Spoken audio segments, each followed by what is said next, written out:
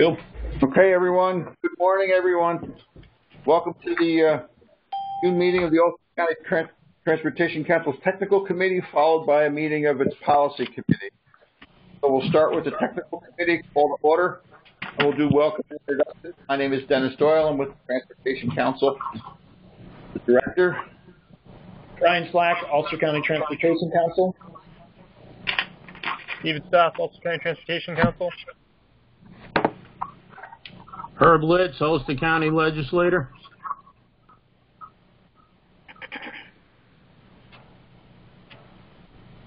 Neil Battez, Town of New Paltz. Tom Wilkin, Plattekill. Fred Costello, Town of Sorby.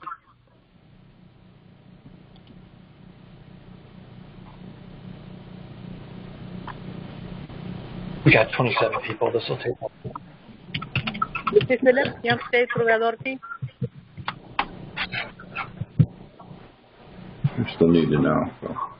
Well, this is not the roll call session. This is introductions of technical. Okay. When I do roll call, I name the municipalities and make them. Okay, I tell you what we're going to do. We'll cancel introductions. Save the introductions and roll call for the Policy Committee. Thank you all for coming. And we'll go call for citizen comments. Are there any citizen comments? Yes. Please identify yourself. Herb Litz. Thanks, There's Herb. been a lot of talk about funding and there's word on the street that the DOT may cancel the Bridge New York program for this year. If DOT is on, can we get some input on that? Mike Baden. Thanks, Yeah, Mike. New York State DOT is on the call. Herb, this is Sandra Jackson. And unfortunately, I don't have any information. I mean, Anything I know else, the Herb? Brave New York has already started, and there's a lot of projects underway, but it seems like the funding for Bridge New York may be withheld. Dean Walsh. Thanks, Gene. We'll see if we can get you any information, Herb, okay? We'll follow Thank up you, for you. appreciate it. Any other citizens' comments? Tom Wilkin from Plattekill. Yesterday, I noticed on Route 32, north of Medina, in between Medina and New Paltz, there by Jenkinstown, the bridge has been lowered down to 12-ton limit on that S-turn there. I was wondering, does that mean it's going to be rebuilt? Is it in the program to be rebuilt in a few years, or maybe that ties in with what Herb is saying too? But seeing it go down to 12-ton, it just kind of raised a flag with me. I was just wondering if there was any any updates on what might happen there. Hi, this is Neil. If I'm thinking of the right bridge, and maybe DOT would weigh in on this, or this might be done by the thruway, but I think that bridge was hit again last year. No, and, this is different bridge. Different bridge. This is on Route Okay. 32, right there where Jenkinstown Road comes out. It's actually in the town of Gardner section. It's next to Locust Lawn. It's the Plattekill Creek. Plattekill Stream goes underneath it there, right on the S-turn by Du Bois Road. All right, thank you for that. We'll see if we can follow up on it. It may just be an inspection report. We'll see if we can follow up on it. All right. Well, it has new signs with 12-ton limit now on the road. Okay. Any other citizens' comments? Dennis, Mike Baden. Go ahead, Mike. Yeah, I just wanted to say thank you to the county DPW crew for the work that was done on the Boodle Hole Road Bridge. It was done faster than was expected, and a really great job. And I know it was surprised everybody how quickly the steel underneath had corroded away, and I just figured I'd bring it up because my highway superintendent is seeing similar experience with any of the bridges that were put in sort of the mid to late 90s. With the quality of the steel from that time, it appears to not be handling the salt well, and I think we're going to start seeing a lot more of these. They anticipated the Boodle Hole Bridge, I think, would have had another 5 to 10 years before they had to replace it. Okay, thanks, Mike. Dennis, Any comments? I'm just, hold on. I know Ed Pine's on. Any comments, Ed? That's just what we're seeing with any of the bridges that are down low to the water with the weathering steel that we bought back then. Okay. That's the Cortens issue, right, Ed? Yes, it is. Okay. Thanks again. Thanks, Mike. Go ahead, Herb.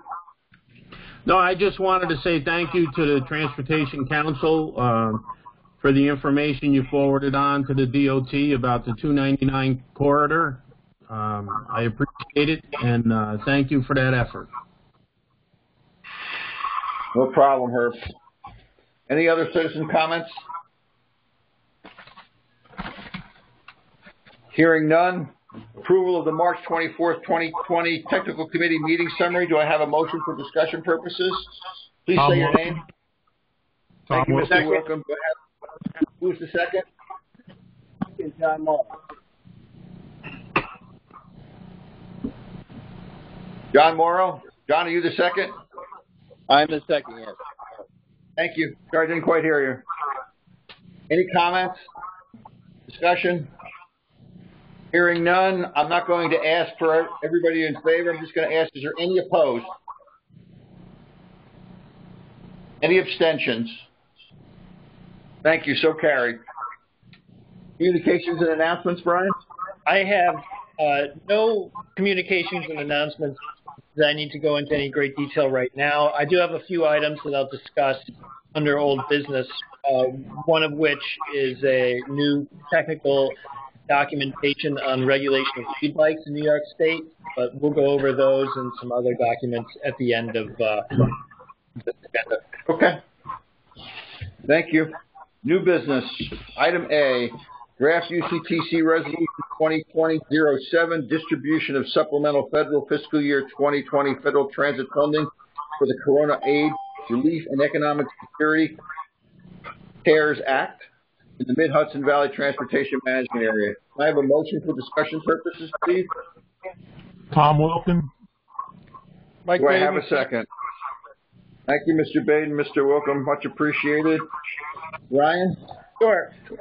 Draft Resolution 2020-7 is the primary reason why we called the special joint meeting of the Tech and Policy Committee. The agenda explains on March 27, 2020, the CARES Act was signed into law, and it sets aside $25 billion in federal funding to help the nation's public transportation system during the pandemic. UZA 89, which is the area in which Ulster, shared by Ulster, Orange, and Dutchess counties through the Mid-Hudson TMA, was apportioned a total of $83 million. If you refer to Attachment 1 under Draft Resolution 2020-7, the breakdown of the distribution of those funds is shown there. The majority of are being provided to the Metropolitan Transportation Authority. Ulster County Area Transit is eligible to receive just over $1.5 million, and you'll note Orange County just over $11 million, Dutchess just over $6 million. New Jersey also is eligible to receive $1.1 million. In addition, the intercounty commuter bus services are eligible to receive as much as $34 million. So the total distribution in UZA 89 is $83 million. This distribution and arrangement has been subject to very detailed discussion over the course of the past several months between the New York State DOT, the FTA, and the three MPOs. The general consensus was reached on May 15th between the three MPOs, NISDOT, and the other eligible recipients. We're getting a lot of static, so we're going to mute all, and then we're going to bring Brian back in, and then we'll unmute for the vote. You back in, Brian? Yeah, can everyone hear me? They will let us know. So go ahead. I think I can still hear you. I think we're good. Great. Right? In short, the funding, as laid out in the resolution, is made available immediately to our public providers.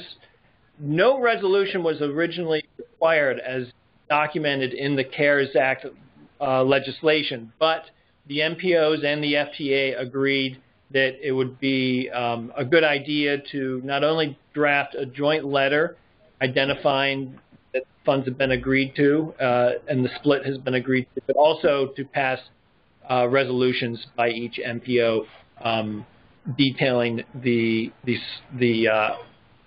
distribution. The letter will be shared in a separate email to members immediately following this meeting. So the other thing, a quick update on the funding can be used under the CARES Act. The funding can be used for any purpose that the normal funding, 5307 funding, can be used for, and including 100% reimbursement for operating costs. So we anticipate that most of this funding will go to essentially move to 100% reimbursement on operating costs. Typical reimbursements on operating costs under 5307 are at 50%. So most of this money will be used to essentially cover operating costs for those transit systems as they come back online or they had costs during the CARES Act, as well as some of the increased costs for cleaning, et cetera, et cetera. So with that, David, open everybody back up again. David? Yep. I'm trying to get them all up here. I think we should be good aside from people who have muted themselves. Okay. So for those folks that any comments or discussions with respect to this? No. Hearing none, I'm not going to ask all in favor. Hearing none, any opposed? No. Any abstentions? Did I hear a no? Any abstentions? So carried. Thank you. Moving on to item B on the agenda.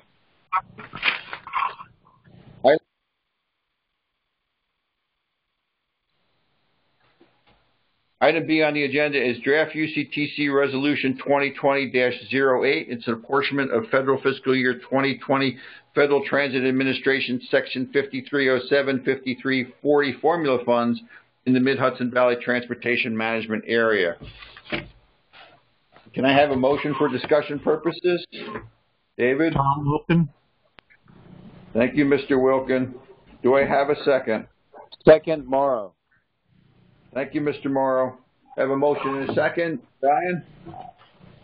Resolution 2020-08, as Dennis indicated, is our usual distribution of funds eligible for UZA 89. This is the Mid-Hudson Valley TMA 5307, 5340 formula funds for transit operations. We have already apportioned 2019 funds earlier this year. All three MPOs, again, are required to pass a resolution acknowledging the distribution of funds. For 2020, the full allocation is $22.9 million eligible to the Mid-Hudson Valley TMA, with $541,000 of that is eligible for Ulster County public providers. And then there's also, as identified in Attachment 1, $3.3 million is unallocated to any specific eligible entity, and therefore will remain in savings for future use. The other distributions are detailed in Attachment 1 as well. Any comments or questions? Hearing none. Any opposed? Any abstentions? Thank you. Moving on. Item C, draft UCTC Resolution 2020-09. It's an apportionment of federal fiscal year 2020 Federal Transit Administration Section 5339 formula funds in the Mid-Hudson Valley Transportation Management Area. Do I have a motion for discussion purposes?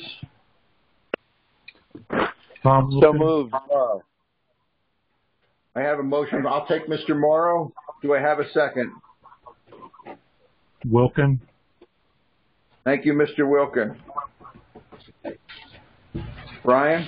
Similar to Resolution 2020-8, Resolution 2020-9 is addressing federal fiscal year 2020 FTA Section 5339 formula funds, which is for the bus and bus facilities program. These are capital funds that can be used for buses and bus facilities. In Ulster County is eligible to receive $416,083. And the distribution and formula distribution for these funds is based on fleet size, and that's how the allocation is calculated by the New York State DOT. Each of the three MPOs must agree to this distribution, and they will be putting forth similar resolutions as well. Any questions? Comments? Hearing none. Any opposed? Any abstentions? So carried. Thank you.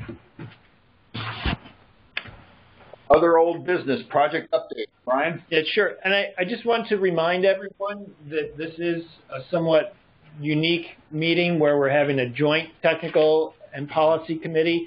Please stay on your lines after we get through old business, because we will then convene the policy committee and run through the resolutions as well, and we want to make sure we maintain our quorum. So please stay on the line after we get through the other old business. Project updates. We have three planning projects that are consultant-based that are presently underway. The Ellenville Wayfinding Plan. I received draft materials from our consultants on Monday that are addressing signage and wayfinding in the town of Warsing and village of Ellenville. I have not yet reviewed those documents, but that project is very much underway and on schedule, and I look forward to being able to share those results with committee members in the very near future. We also will be conducting a public meeting associated with the Wallkill Valley Rail Trail Community Opportunity. This is a planning study where we've been looking at the portion of the Wallkill Valley Rail Trail within the village of New Paltz and working with a landscape architecture firm, Weintraub Diaz, to develop a variety of solutions for improvements to that corridor, including trail condition, trail materials, trail width, safety features at each intersection, and some very interesting landscape designs in some key nodal areas, particularly around Market Street along the trail. So we will be hosting a virtual public meeting on June 29th. I will be submitting the press release later today, actually, announcing that. We'll also be putting up signs along the corridor so trail users are aware of the virtual public meeting, where we'll be presenting our draft concepts and then opening up the floor for public comment. So we look forward to hosting that meeting, and all are welcome to attend if you're interested in seeing what those designs look like. David, do you want to talk a little bit about the road safety project? Sure, of course. Yeah, so the road safety project that we're doing is we're doing a countywide road safety plan, as we've updated before. Right now we've finished out the initial kind of analysis of all the crash data that we have, and we've this past week have just done some revisions to the maps. So we're finalizing the design on that, and then we're going through and going ahead with the network screening for facilities. And that component, we're focusing in on the intersection calculations and how those are handled. We've done the segmentation to identify the peak segments, but right now we're just double checking our methodology on the intersections to make sure it's matching up with similar results to what DOT has, just to kind of do a gut check and make sure that what we're doing is right.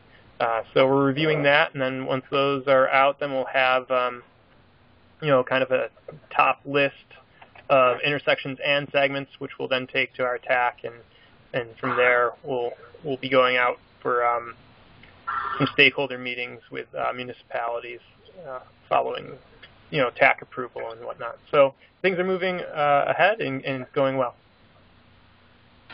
Another project that we had intern assistance on over the course of the spring semester was our sidewalk digitization project. Can you talk a little bit about progress made there, David? Sure. We've been working pretty diligently on this. Chris White, the Deputy Director of the Planning Department, has been doing some supplemental field work, expanding our coverage of condition ratings throughout the county. So I've just kind of pulled up a quick version of the web map, but just to kind of give you an idea of what we're dealing with. As time allows with LRTP, we're going to be focusing back in on getting this data more readily available to local municipalities, where you'll be able to view it. But yeah, it's going well, and I think it's just getting that available to the local municipalities at this point.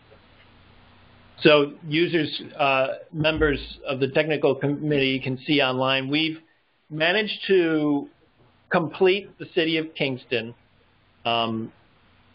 We've done Rosendale around Main Street. We've gotten into the town of Lloyd, village of Saugerties, village of Ellenville. So we've covered a large portion of non-state roads with sidewalks. We're not 100% there, but we're getting close, and hopefully we'll be able to complete that over the course of the next. I just realized, I think we've done the digitization for Ellenville, but we haven't done the condition rating for Ellenville yet. Great. Brian, with the map that you're showing, what is the color? What do the various colors mean? Yes, this is Dave. So we have, if I can show a legend here, there we go. Right, so this is following DOT's methodology and how they did the condition ratings. So they don't necessarily dive into, specific cross, slope grades and whatnot, but it's more of a, more accessible, less accessible, not accessible, and fully accessible. And there is a guide that, kind of details what each one of those conditions means from DOT and how they've done it. And from there, so if you can identify some sections that are, not accessible, and you have good sections on either side, then you can really dive in and take a look at what the requirements will be to do improvements there. So it's more of a guide rather than a hard look at ADA.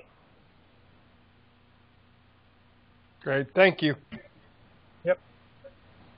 David, did you want to show the trail count dashboard real quick? Yeah, sure. We can definitely go into that.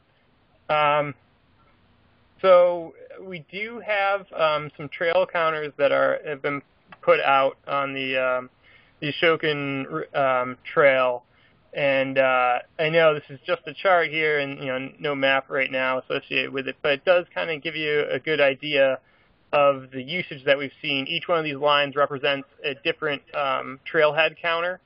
So these are 3 different locations. And just kind of giving you an idea over time of what you've seen with the trail usage. Now, we don't necessarily, since the trail was, just opened in October, officially, we don't have a year-over-year comparison, but it's something that we've been talking at the state level, just to see what trail usage what has happened with trail usage with regard to COVID-19. and so we can see some pretty stable numbers.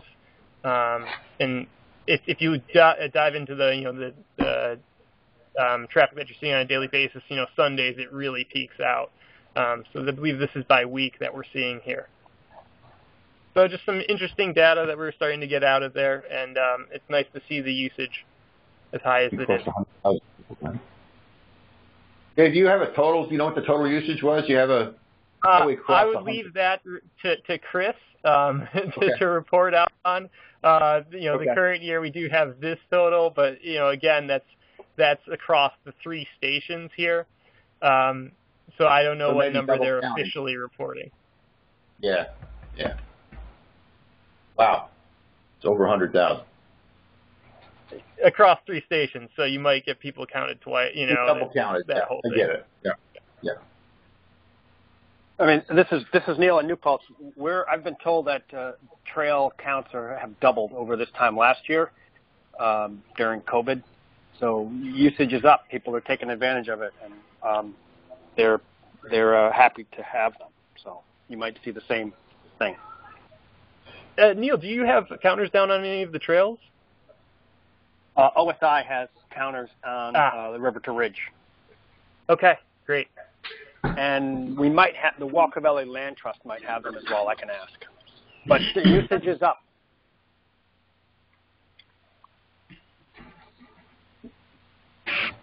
Okay. Anything else, Brian? That's all under project updates. The next. The UND corridor consultant. You've been running that. Do you want to talk about the UND corridor consultant? Well, just to say that we did have a UPW project to do some work up in the Big Indian area on the UND corridor to see what the future of the trail could hold up there. We have gone through a procurement process and are in the process of issuing an intent to award on that. So that project could start very shortly. So that does it for project updates. Next item is the UCTC 2045 Metropolitan Transportation Plan. This has really been where the bulk of my energy has been focused in the past number of weeks. We are required to have the Metropolitan Transportation Plan, also known as the Long Range Transportation Plan, updated every 5 years. So this is our update year. And we're still on course for having a first draft prepared for technical committee review in early summer. It will be largely complete by the end of this month, and then David and I will invariably be patching things up here and there, working on a few maps and charts. The process forward now will be to release a first draft for review.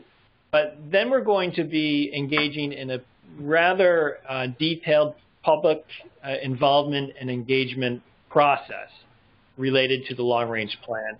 And we have hired a consultant to assist us through that process, but we do not have an executed contract at this point in time. So we'll be looking for comments from a very general perspective, what the public feels transportation priorities should be in Ulster County, what specific areas are of interest to members. That entire public outreach process will still need to be designed in detail. We'll need to develop surveys. To the extent practical, we will try to do face-to-face contact interviews in the public. That needs to be discussed with our consultant to see to what degree they're comfortable doing those types of interactions with the public. But otherwise, we're prepared to do a series of virtual public involvement seminars and surveys as well. That contract has been delayed due to the public health crisis, but we do hope to have that moving forward this month. So it's essentially been a 4-month delay on that side. We will also be engaging in a with a graphic illustrator to redesign the format of the long-range plan.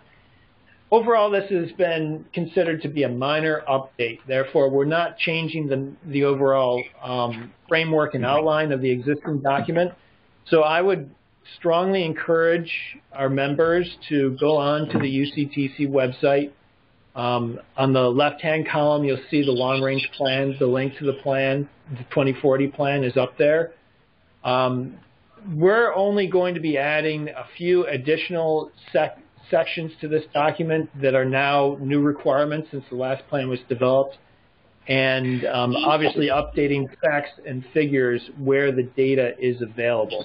But we are in between decennial census years, so there's very limited data available right now, at least reliable data. We do have 2018 American Community Service data that we're swapping out with some of the old facts and figures.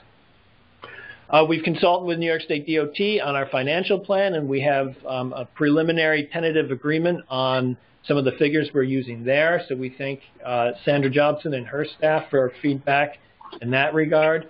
I've also been adding a section on climate change and resiliency, and I've been consulting with our Department of the Environment on that section. So the document will not be exactly the same. It will be hopefully much improved, more readable. There'll be a new executive summary, and we'll be able to present some, again, the first initial draft to the technical committee later this summer.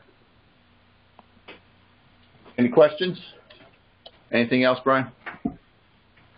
Not under, that's all for the Metropolitan Transportation Plan. Finally, under other old business, I did want to let members know that Congress has been working on a new Transportation Authorization Act. The existing act, the FAST Act, was passed in 2015, and transportation bills are typically last 5 years. So that the current Transportation Authorization Act will be expiring at the end of this federal fiscal year. Typically in years past, the bills are extended, and we know this is going to be a highly contentious election year, so it's not very likely that we'll have a new transportation bill passed prior to the end of the federal fiscal year. But there is a framework that has been developed by members of Congress called Moving Forward, the Moving Forward framework. I'm sure this will go through several more iterations, but I think we should all remain hopeful and optimistic that sometime in the next federal fiscal year, this bill can move forward.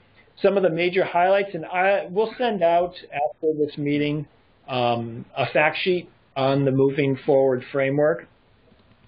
But on the highway side, $329 billion is proposed in this initial proposal.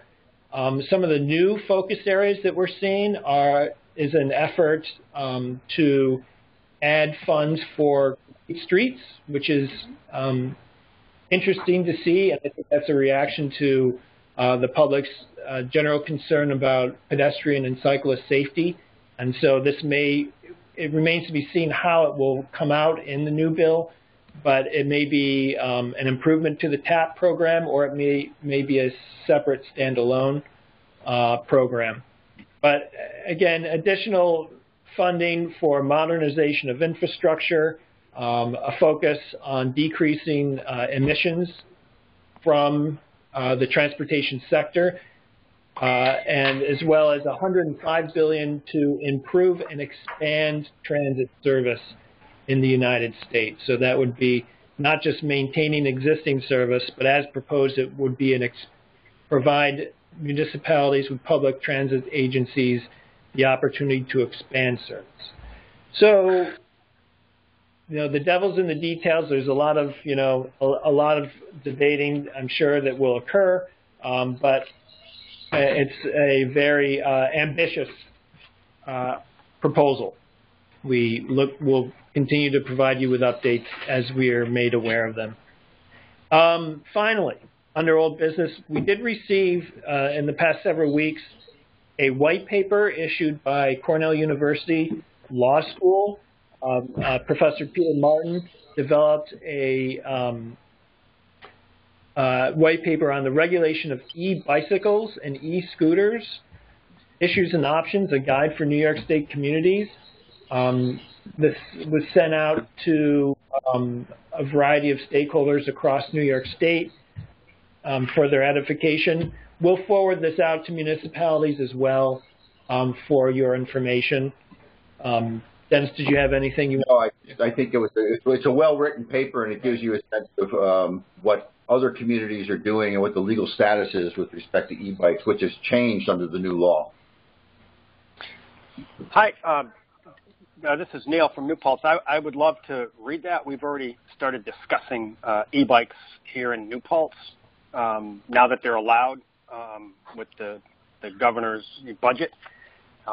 For us, the main issue is that my understanding is that under the current rules, they're not allowed on roads where the speed limit is greater than 30 miles per hour unless local municipalities enact a resolution or a law allowing that. And so we're trying to do something, whatever we do, the same thing in the town and the village, so we don't have a patchwork of different laws.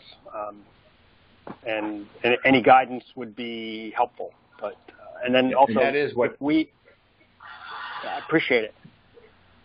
Yeah, that is what the statute says. That is effectively it's a 30-mile-an-hour speed limit for them, and they removed e-bikes as being classified as motor vehicles. So.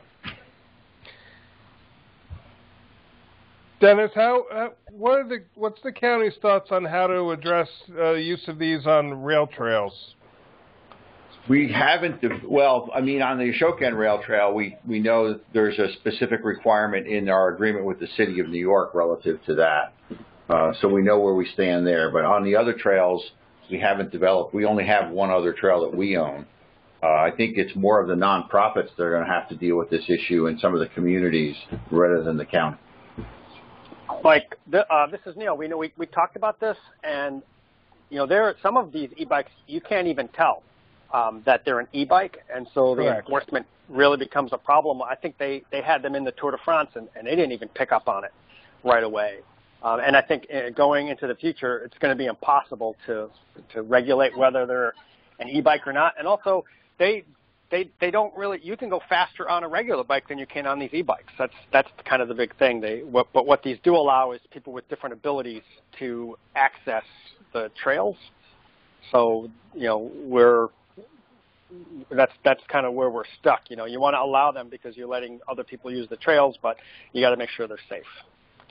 For us, the big issue is making sure it's kind of a uniform policy. So, you know, if you're riding from New Paltz to Kingston and you have to go through Rosendale, you're allowed to do it.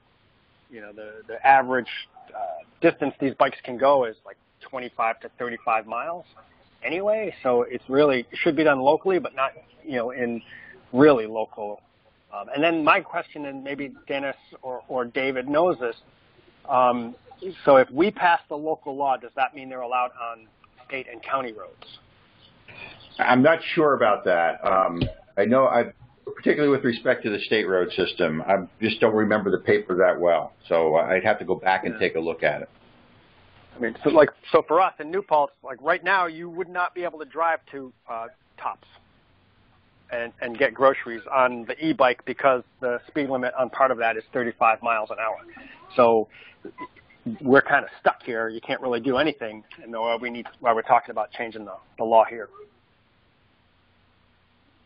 California has developed and I'll just add this. California has developed a tiered regulatory system for use on trails based on the capacity of the bike, whether it's fully assisted, not fully assisted, and its top speed, in terms of whether they'll allow them on their trails.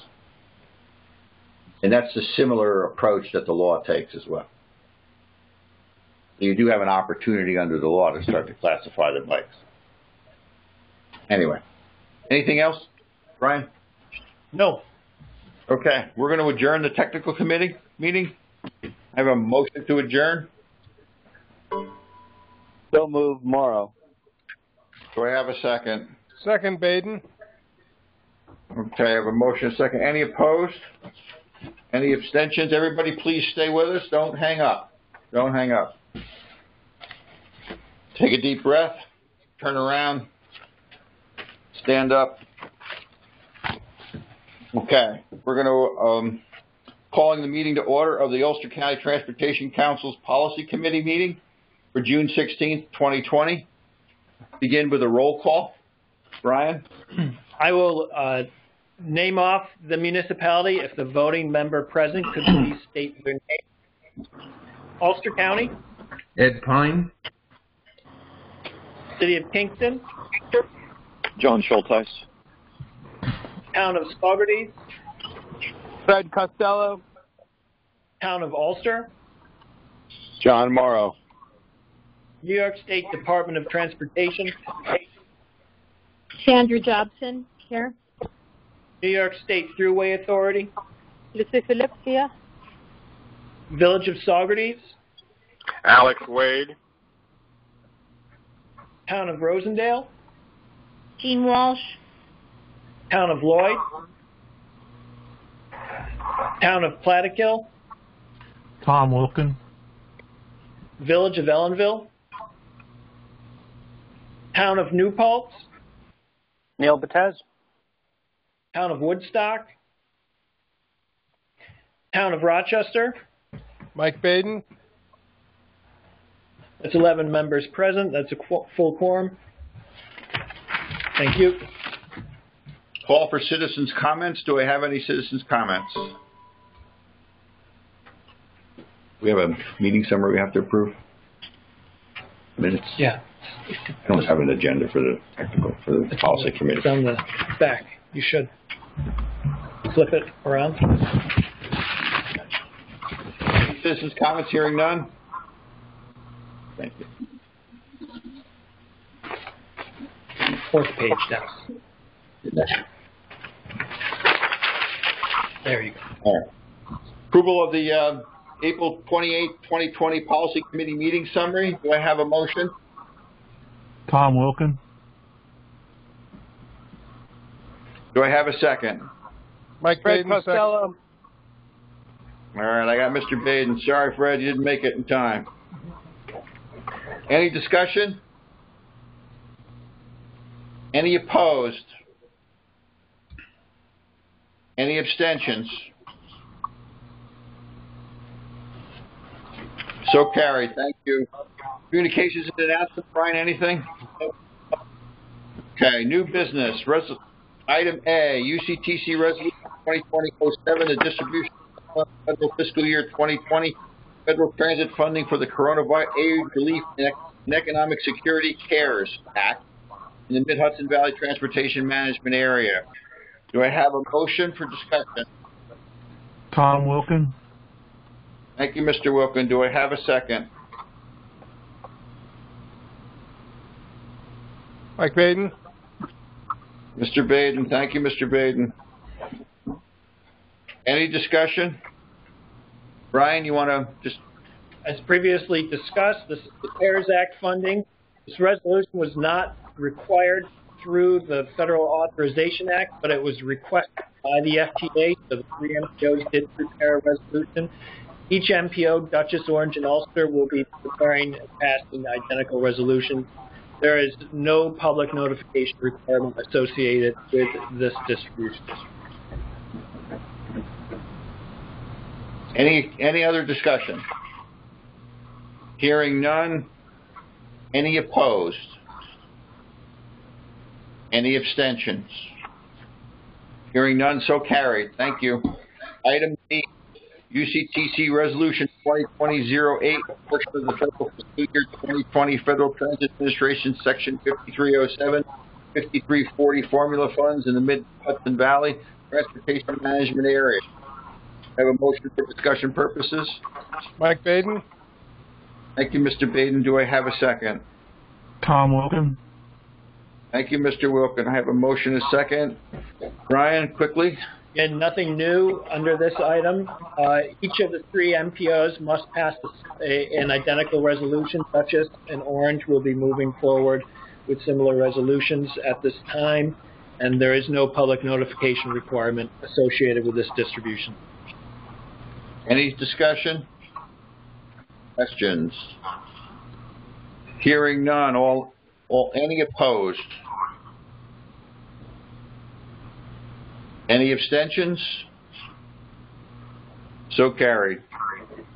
Item C, UCTC Resolution 2020-09, apportionment of the federal fiscal year 2020 Federal Transit Administration Section 5339 formula funds in the Mid-Hudson Valley Transportation Management Area. I have a motion for discussion purposes.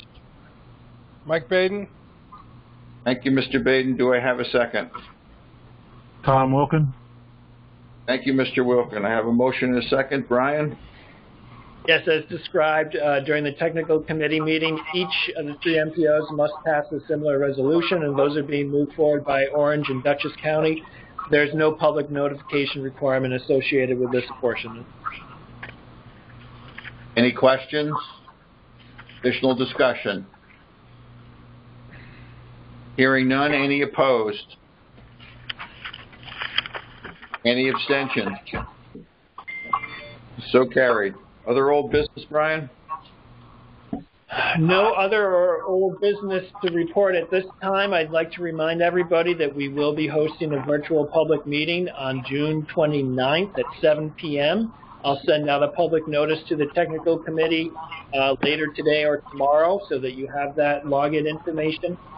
Virtual meeting is on. And the virtual meeting is on the Wallkill Valley Rail Trail Community Opportunity Plan. I strongly encourage everyone to attend if they're interested.